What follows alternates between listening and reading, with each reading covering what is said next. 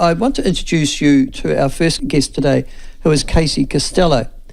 Now, Casey Costello is with Hobson's Pledge, and she has, well, it's all to do with, if you remember rightly, and I've been trying to get that particular, where have I got it? Here it is. Thank God for that. I found it. Legal opinion.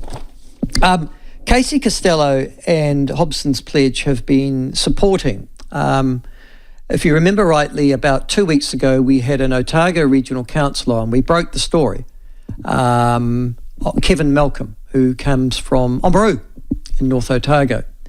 And he had walked out of a council meeting after they had started, for the first time ever, a council meeting, a full council meeting with a Karakia.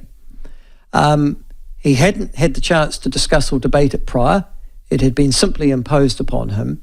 And he, very effective protest, just folded up his books, took up his iPad, straightened his tie and walked out the room. And it was even more effective because that made the meeting incorate, and so the meeting could no longer proceed. It was probably the most effective protest I've ever seen. Silent and stop what was happening instantly. Well, Kevin Malcolm has received an enormous amount of criticism throughout New Zealand from many in the mainstream media.